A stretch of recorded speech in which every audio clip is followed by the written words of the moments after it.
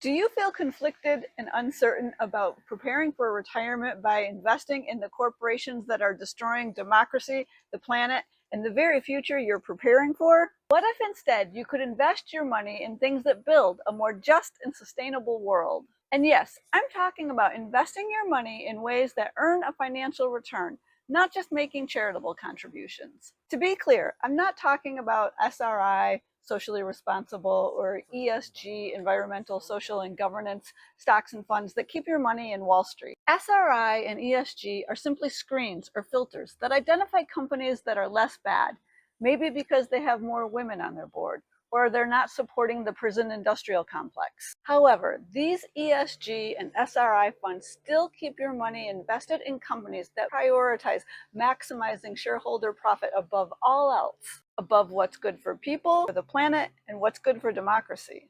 That's a recipe for a lot of greed, lobbying, and harm. Hi, I'm Laura Oldanie, a green living and money coach who's learned a lot on my own journey over the past 15 years to align my money with my values.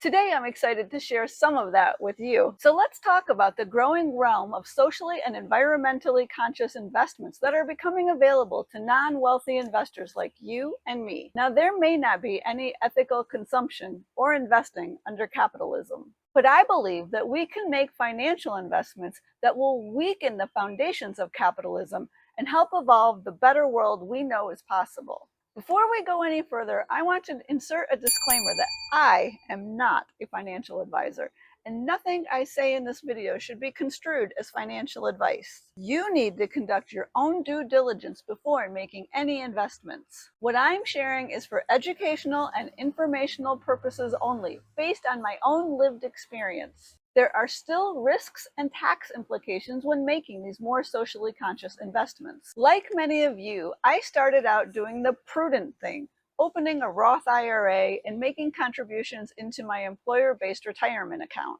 I chose stable stocks and funds with solid track records. Eventually, I learned about those SRI and ESG funds and moved my money into some of them. But I still didn't feel good about my money supporting predatory financial institutions, sugary beverage companies that sell their product in single-use plastic bottles, or big pharma.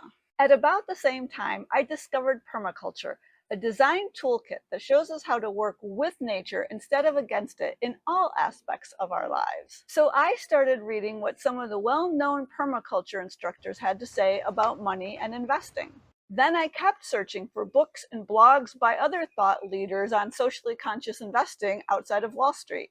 As I read, I learned about the solidarity economy, which is based on democratic self-management, redistribution, and reciprocity. I also learned about the regenerative economy that focuses on restoring, renewing, and revitalizing resources instead of just minimizing damage. And I also learned about our local economies, the economies of the communities that you and I live in. What I found out is that there are a multitude of opportunities for us to invest in each of these economies. So let's look at 4 of those. The first is Steward, a platform through which you can make loans to regenerative farmers. Their minimum investment of $100 and easy to navigate online portal make this a really accessible investing option.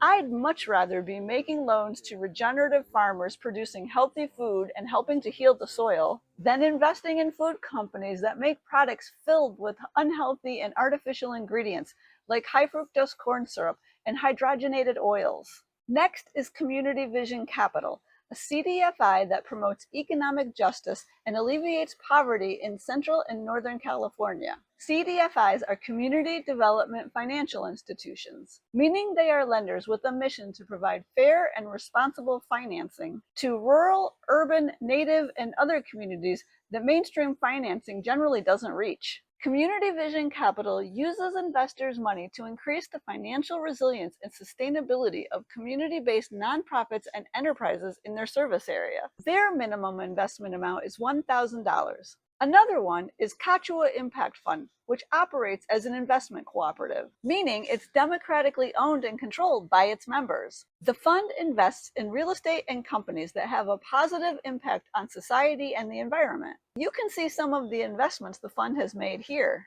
This minimum investment is a little steeper at $5,000.